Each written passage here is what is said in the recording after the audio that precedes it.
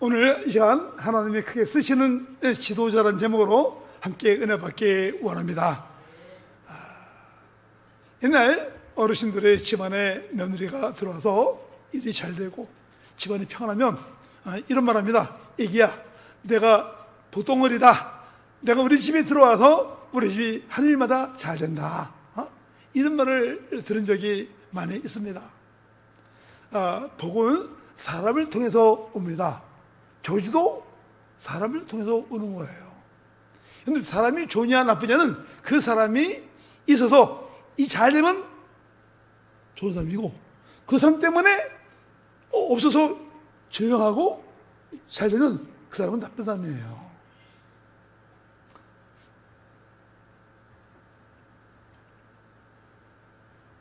제가 살고 있는 아파트에 동대표 문제로 아주 오랫동안 시끄러웠어요. 동대표가 되면 뭐가 그렇게 좋길래 오랫동안 선거에 불복하고 선거위원회에 불복한다고 공호문을 써 붙여가지고 자기 의사를 전달하면서 아주 한동안 몇 달 동안 시끄러웠습니다. 제가 도남 이동에 복지위원을 열어야 하고 위원장을 한 5년 했어요. 근데 제가 여기 도남 이동에 있으면서 여기 동장님이나 여러분들이 저를 자꾸 일을 도와달라고 부탁하는데, 지난번 통장 선거하는데 제가 또 일을 해달라고 부탁을 받은 거예요. 근데 통제하려고 얼마나 열심히 힘을 쓰는지 말도 못해. 또 주민자치위원회 뽑는데 제가 더 이렇게 사회를 보고 일을 진행한 적이 있습니다. 우리 도남이동은 그래도 사람들이 좀 젠틀해가지고 제가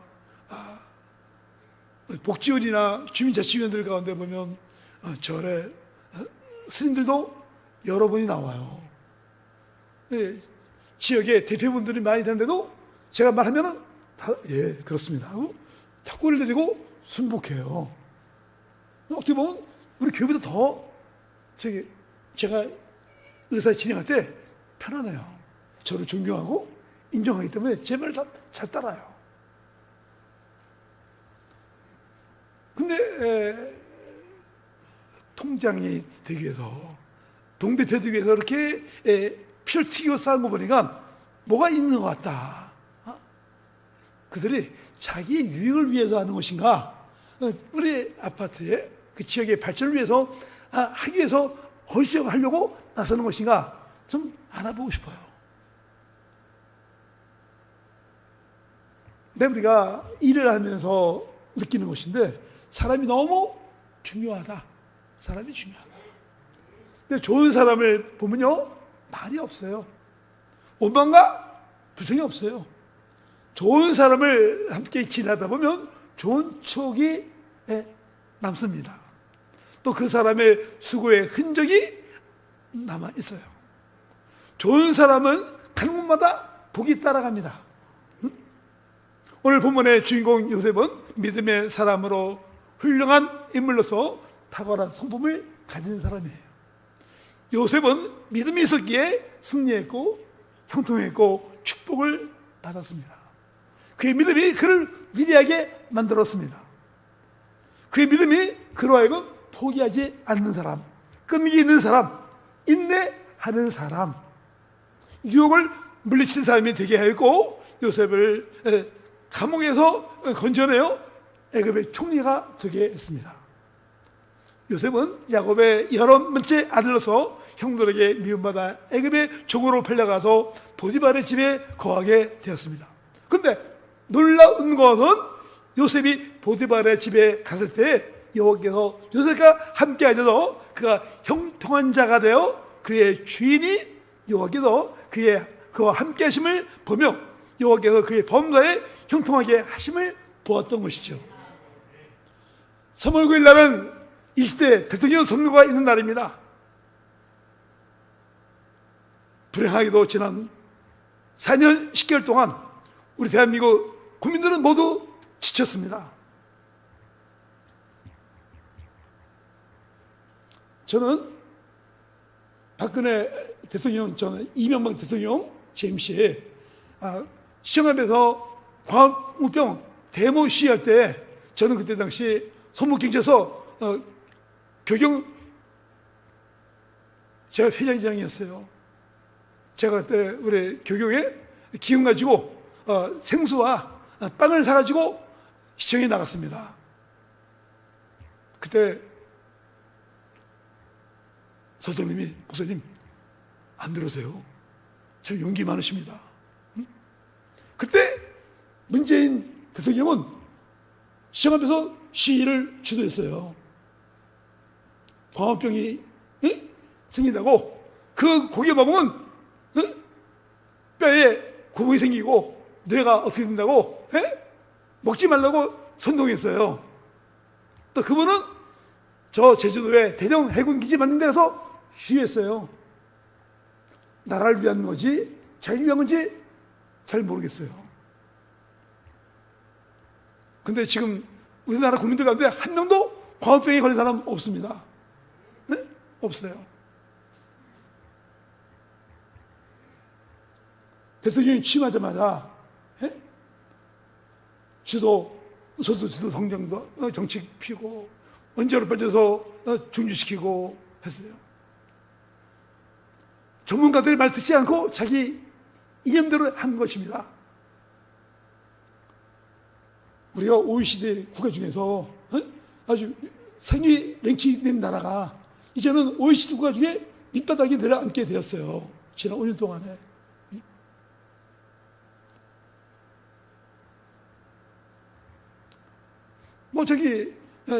여당의 대선주자도 현 정부 대통령을 비방하고 있으니까 저도 한번 하고 싶어요. 비방이 아니라 정확한 평가죠.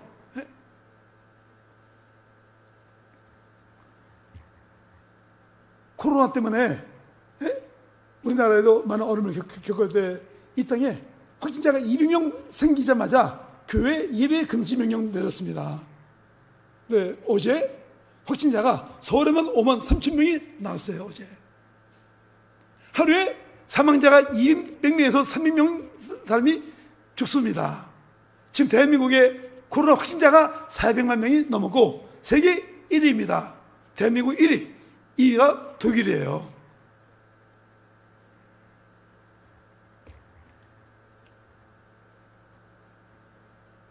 여러분들, 현 정부 들어서고 나서 국방, 외교, 경제, 종교, 문화 모든 것이 주저앉아 버렸어요. 대신 동성애는 인정받고 차별인권법 통과시키려고 발버둥 치고 있는 것이 현 여당의 모습이에요. 여러분들, 원자로 빠져서 그동안 스탑시켜놨다가 이제 이임 3일 앞두고 이제 원자로 발전소가 우리나라에 앞으로 60년 동안 먹고 살 거리라고 얘기하면서 다시 하라고 했어요. 이게 무슨 쇼얘기예요? 이해가 안 돼요. 우리 모두가 뽑았으니까 그 모든 실정에 대한 아픔을 우리가 겪어야죠. 근데 우리가 말씀드리고 싶은 건 한 번의 실수해도 두 번의 실수하지 말자. 한 번의 실수해도 두 번 하지 말자.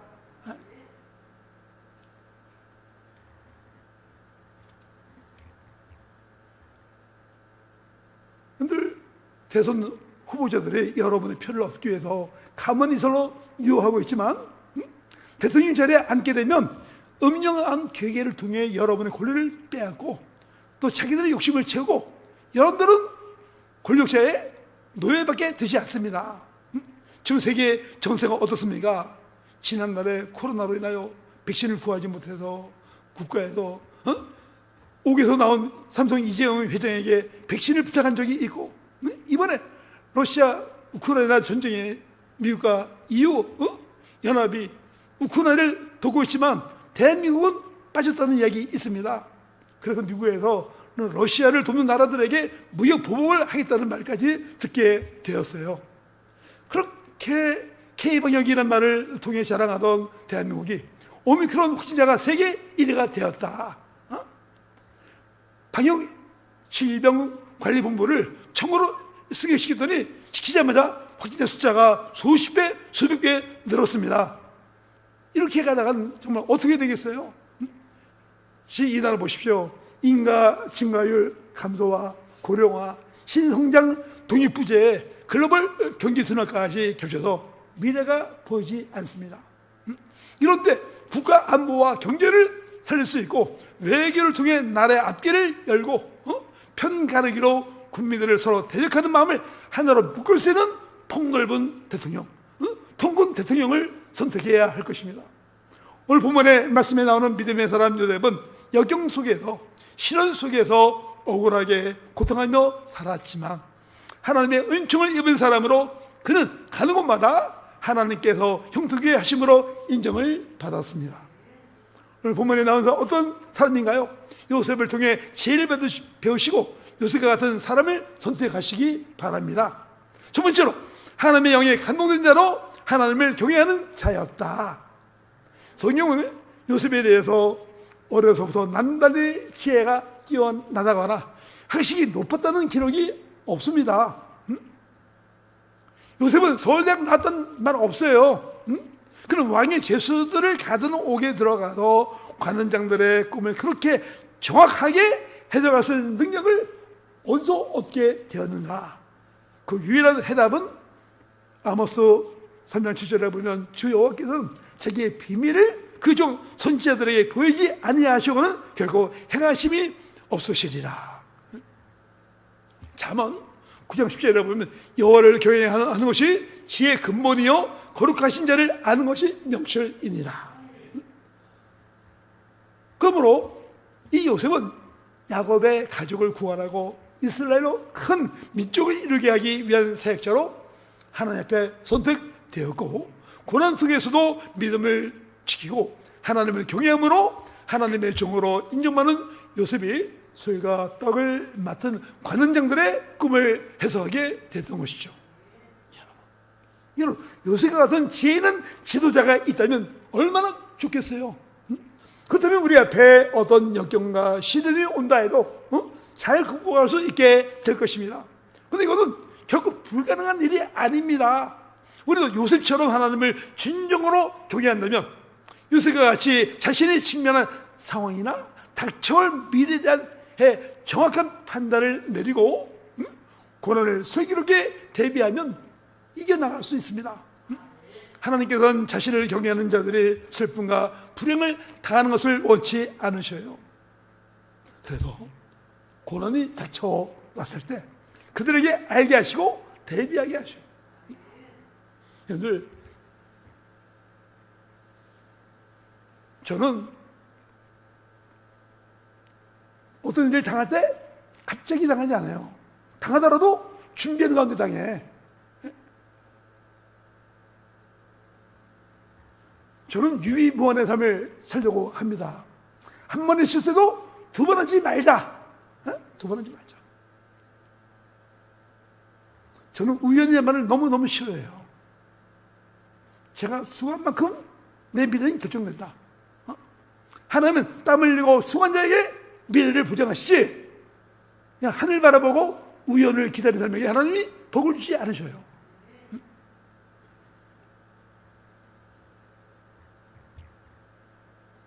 제가 지난을 돌아보면서 정말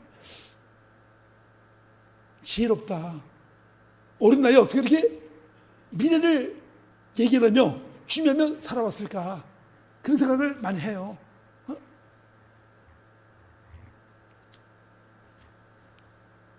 우리가 깨닫지 못하는 것이 있습니다. 우리가 하나님을 경외하지 않기 때문에 우리가 복을 받지 못한다. 그래서 우리가 살아가는 동안에 원치 않는 문제에 직면했을 때 당황하거나 다른 곳에 가서 해답을 얻으려고 하지 마십시오. 저는 좀 우스운 게 이번에 대통령 후보들이 선거를 앞두고 이 무당들이나 점쟁이에 가서 점을 많이 보는 것 같아요. 근데 뭐 후보는 저 대구의 팔공산에 가서 돼지 8마리 놓고 구슬을 하고 작듯하는 무당을 모시고 구슬했다. 그런 얘기를 들었어요. 여러분들, 저는 예수 믿는 신자는 점집에 안 가고 그때 안 하는 줄 알았어요. 근데 예수 믿는 신자가 점집에 가고 구슬해? 이게 신자야? 말이 안 되는 이야기를 하는 거야, 이게. 그게 신자가 아니야. 하나님 그런 사람은 기뻐하지 않으셔. 사울이 엔돌 무당의 집에 가서 사무엘을 불러 올려라 얘기해요. 그것은 그의 삶이 디엔드야. 디엔드, 끝이야. 하나님 그런 사람 축복하지 않으셔. 그 사람은 대통령이 되면 안 돼.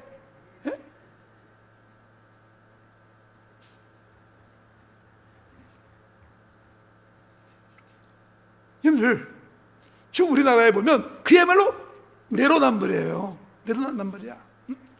나라의 어른을 당했을 때 니네 왕이 베옷을 입고 제위에 앉아 회개한 것처럼 대통령이 하나님께 잘못을 회개하고 하나님 앞에 바른 믿음으로 서야 합니다.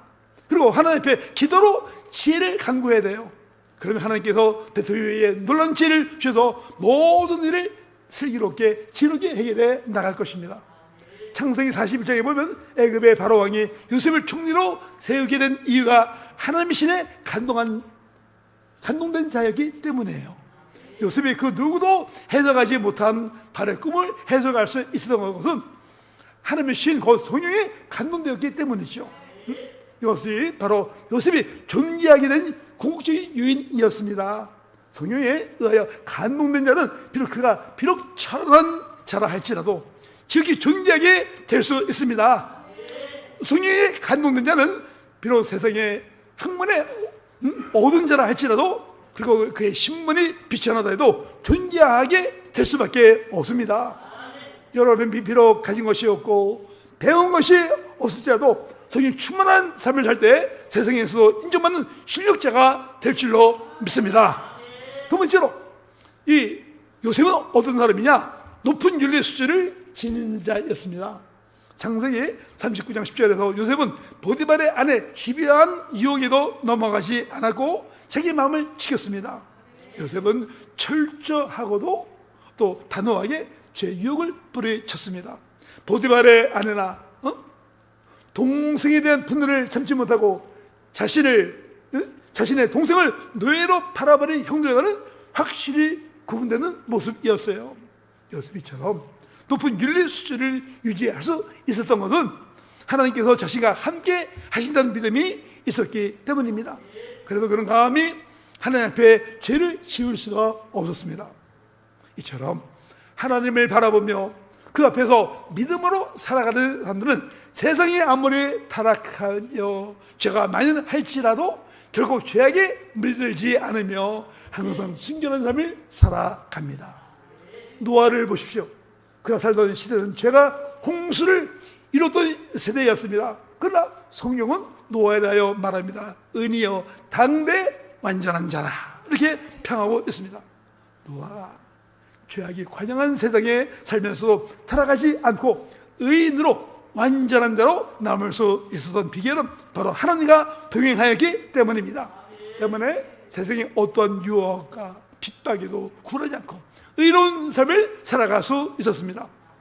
미국의 유명한 작가 헨리 소로는 말하기를 국가를 위한 봉사 중에 가장 큰 봉사는 양심적으로 봉사하는 사람이라고 했습니다. 한 시대를 이끌어왔던 사무엘은 말합니다. 내가 어려서부터 오늘까지 너희 옆에 출입하였거니와 내가 누구의 손을 빼앗았느냐, 누구의 날개를 빼앗았느냐, 누구를 속였느냐, 누구를 압제하였느냐, 내 눈을 흐리게 하는 뇌물을 누구의 손에서 받았느냐, 그랬으면 내가 그것을 너에게 갚으리라.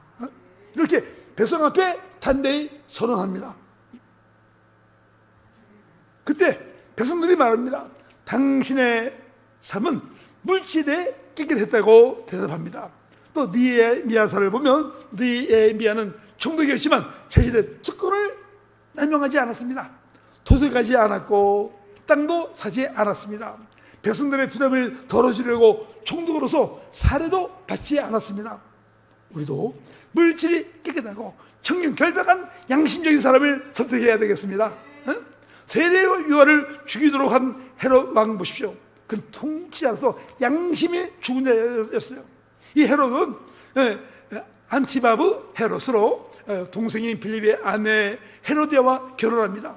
이때 세례 요한이 헤롯 안티바스의 죄를 지적하고 회개하라고 촉구했어요.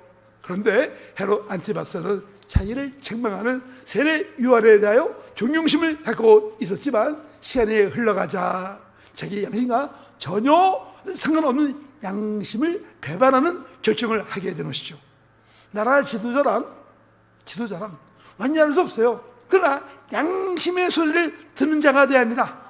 하나님 앞에서 행동하는 양심의 사람이 되어야 합니다. 비도덕적이고 공허수술을 행하는 비양심적인 자는 나라의 지도자가 될 자격이 없습니다.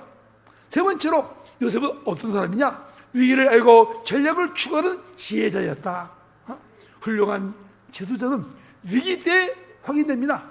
사람이 살아가면서 먹고 사는 문제가 얼마나 중요합니까? 나라도 마찬가지예요. 국가의 식량 문제, 국가의 경제 문제가 큰 이슈가 될 수 있어요.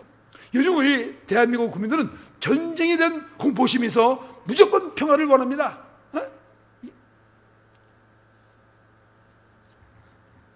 북한에 핵이 많이 있어요. 우리 핵이 없어요. 그거 어떻게 됩니까? 평화를 위해서 북한에 굴중하고 무조건 말을 듣고 북한의 요구를 들어주며 가야 됩니까? 형들, 이 땅에 진정한 평화를 누리려면 우리에게 힘이 있어야 되는 거예요. 왜 핵이 없어야 됩니까? 핵이 있어야지. 이번에 러시아와 우크라이나 전쟁 보십시오. 서로 붕괴될 때 그 연방 국가들이 자유를 얻게 되었어요. 그때 당시 우크라이나에 핵이 굉장히 많이 있었습니다. 그때 러시아와 소련과 미국이 협상하면서 그때 조약을 맺기를 모든 우크라이나 핵을 소련에 넘겨주고 그 대신 소련은 러시아는 이 우크라이나를 침공하지 않는다 협정을 맺었어요. 그런데 아닙니다.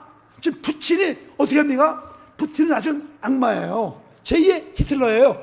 이 푸틴이 지금 그 과거 소련 연방 정부의 그 영화를 재현하기 위하여 지금 팽창 정책을 쓰고 있는 거예요. 그래서 이 러시아가 우크라이나를 모든 국방력을 없애버리고 무기를 없애가지고 중립금 만들면서 그 크림반도 쪽을 나와서 지금 먹으려고 하는 것이 러시아의 정책이에요. 근데 아무리 과거에 종유에 협정을 맺으려고 조약을 맺고 글을 썼지만 도장을 찍었지만 그것이 유효합니까? 아닙니다. 사람끼리 만나서 협정한 것이 무슨 소용이 있겠어요? 우리 힘이 있어야 되는 거야. 힘이 있어야. 북한은 핵이 있는데 우리는 핵이 없다. 우리의 쌀을 났는데 왜 쌀을 치우라고 합니까? 우리를 보호하기 위해 있는 건데. 정말 진짜 애국자라면 노비를 해서라도 이 땅에 쌀들을 10대고 20대고 설치해야죠. 왜 안 합니까? 그리고 우리 이 땅에 핵을 만들어야죠. 왜 안 합니까? 그걸 없애는 사람은 애국자 아니야. 여러분들, 유비무원이에요. 준비 안 하다 어느 날 갑자기 당하면 끝이에요. 우리가 정말 내 나라를 사랑하고 우리 가정을 사랑하고 교회를 사랑하고 우리의 직장을 사랑하고 우리 자녀를 사랑한다면 어찌 우리가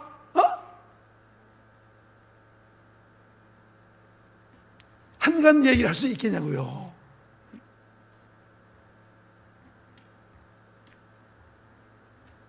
진정한 평화는 힘이 있을 때 얻는 것이지 힘이 없으면 적대 국가에 대하여 굴복하고 그들의 요구를 들어주면서 끝이 없는 경제적 희생을 감수하면서 눈치를 보며 사는 주권 없는 국민의 생활을 할 수밖에 없는 것입니다.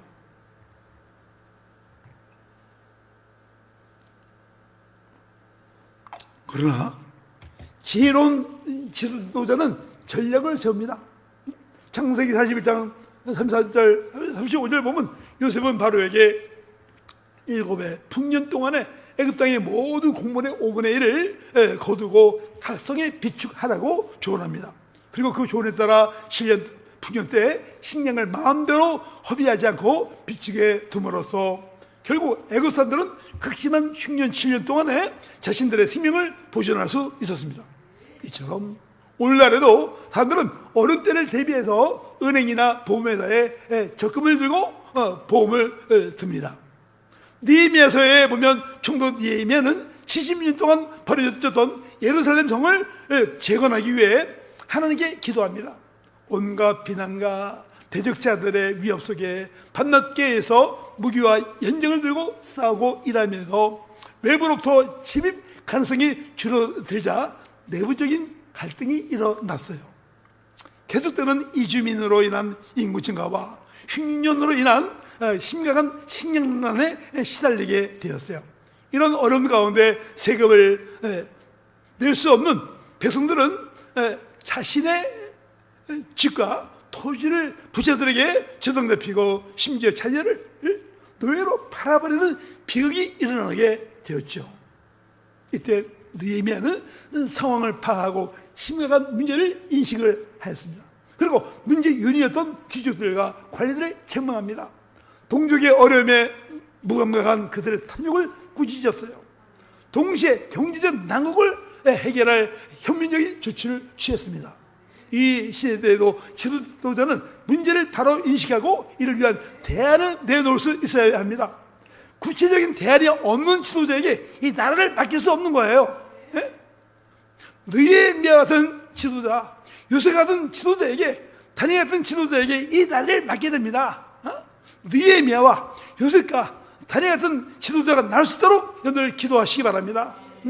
장기 침체에 빠진 경제를 어떻게 살리며 무너진 국가 안보, 무너진 외교를 회복할 수 있는 적임자가 과연 누구인가 잘 살피십시오.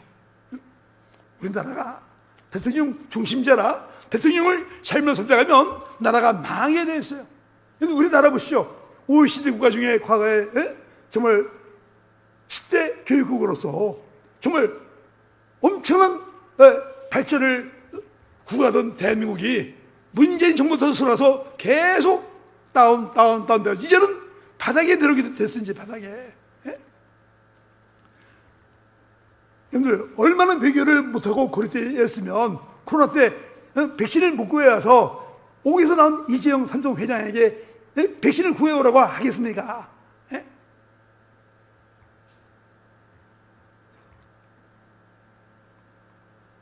여러분들 우리나라 과거에 보십시오. 일제치하에 36년 동안 식민지 생활과 6.25 전쟁으로 인하여 온 국토가 황폐해져서 재기 불능에 빠졌지만 훌륭한 대통령으로 인하여 경기 부흥이 이루어서 세계에서 가장 무서운 나라가 이제 세계가 불어는 선진 국가가 되었어요. 여러분 외국 나가보십시오. 우리나라 대통령이 외국 나가면 왜 대통령을 존경합니까? 나라가 잘 삽니까? 얻어먹으려고. 여러분들 대한민국 보십시오. 제가 한 7개국 거의 40개국 다녀봤지만 다녀보면 대한민국 사람 존경해. 왜? 잘 산 나라라. 제 벨기에 가지고 왕궁 앞에 가서 샵에 들어가서 우편이 없어서 사는데 열정을 사니까 이 사람이 딱 하나 둘 셋 넷 열정을 실은 거야. 10개를 딱. 너 한국말 아냐 하는가? 모르는데 근데 10개 실 줄 안돼. 빨리빨리 하고 열정 실 줄 알더라고. 제가 저 결혼 20주년 때 저 친구하고 목사님이랑 부부가 저 필리핀 놀러 갔어요. 29만 9천 원짜리 여행 갔어요. 가는데 탁산 폭포에서 보트 타는데 거기 이 노조는 애가 대한민국 노래를 잘 불러 그냥 한 20개 곡을 부를 때 너무 잘해. 왜 그래? 대한민국 잘 사니까 사랑받으려고 하는 거예요. 이게요. 받으려고. 못 살아보십시오. 누구를 쳐다봐. 잃어버린 영화를 어떻게 다시 회복할 수 있는가. 좋은 지도자는 이 나라의 모든 그 과거의 실정을 만회하고 또 좋은 정책을 세워도 부흥하게 할 것입니다. 정말 이 나라의 그 과거 아픈 역사를 정말 치유하고 국민들을 어루만져주고 갈라진 이 국민들을 하나로 묶고 정말 경제 발전을 위해서 일할 수 있는 좋은 능력 있는 지혜자가 누구인가 잘 알아야 되겠죠. 우리가 대통령 뽑을 때는 하나님을 두려워야 하고 양심을 지키고 국민의 아픔을 잘 돌아보고 국민을 위해 선정을 베풀 수 있는 넉넉한 마음을 가진 사람을 우리가 뽑아야 될 것입니다. 그래서 국민들이 정치 때문에 시달리지 않고 염려하지 않고 평화롭게 생업에 종사하고 학생들이 열심히 학업에 힘쓰고 기업인들은 기쁨으로 자유롭게 산업 활동하며 나라 일로 인하여 걱정하며 꿈을 포기하는 일이 없어야 할 것입니다. 3월 9일은 하나님께서 이 땅에 좋은 지도자를 주시는 축복의 날이 되도록 기도하며 하나님 앞에서 투표하는 믿음의 선택이 있기를 주님의 이름으로 부탁합니다. 우리 믿는 신자들이 예수 믿으면서 선거 때는 불신앙처럼 이방인처럼 하면 안 돼요. 우리 믿는 신자는 하나님 앞에서 하나님 기뻐하신 방법대로 선거를 해야 될 것입니다. 예? 제가 하나님을 믿으면서 교회 생활하면서 마음에 아픔이 있어요. 우리 대한민국 교회가 하나가 되었다면 이렇게 되었을까? 성도들의 믿음으로 하나가 안 돼. 선거할 때 다 제각기야. 매우 슬픈 이야기예요. 여러분들 우리 실수 두 번 하지 맙시다. 하나님이 기뻐하시는 일이 무엇인가? 하나님 기뻐하시는 대로 정말 지혜의 삶을 선택할 때 우리나라가 잘 되고 또 우리의 기업들이 잘 되고 또 우리가 평안하고 우리 자녀들이 잘 될 줄로 믿습니다. 여러분들 나라가 있어야 가정이 있고 기업이 있고 교회가 있는 거예요. 나라가 없으면 다 잃어버려요. 여러분들 하나님 사람이 얼마나 중요해요. 가정도 아버지 짓을 잘못 들어보면 잘못 세면 가정 끝나요. 교회도 목사님 한 사람 잘못 두면 끝나버려요. 영영 끝나버려요. 회사도 한 그 오늘 잘못 세우면 그 회사 끝나버립니다. 잘 되느냐 못 되느냐 사람이 달려있는 거예요. 사람이 하나님의 축복을 받으려면 하나님과 사람 앞에 하여튼 여기 맞는 자가 되어야 되지 않겠어요? 양심을 저버리고 인륜의 도를 저버리고 불법을 행하고 공무수에서 능하고 이래서 보면 어떻게 되겠어요 이게요? 여러분들 좀 그래요. 우리 좀 동안교회 성도들 되게 가난한 분들이에요. 우리가 자기들에게 물려줄 재산 별로 없어요. 유산이. 근데 나라가 잘 살면 나라가 우리 자녀들에게 잘 되게 해줘요. 나라가 책임져준 나라가. 여러분들 이 나라 정말 작은 나라예요. 근데도 이 나라가 얼마나 축복을 많이 받았습니까? 근데 무너지기 쉬어도 회복하기 어려워요. 우리가 정말 잘 되기 위해서 좋은 지도자를 뽑아야 됩니다. 여러분들 저는 문재인 대통령 화가 나는 게 있어요. 우리 한기총에서 코로나 때문에 예배를 못 드리게 할 때 거리했어요. 예배 드리게 해달라 했더니 예수 믿으면 코로나 물러가냐? 종교가 과학이야 하면서 교회를 무섭을 냈어요.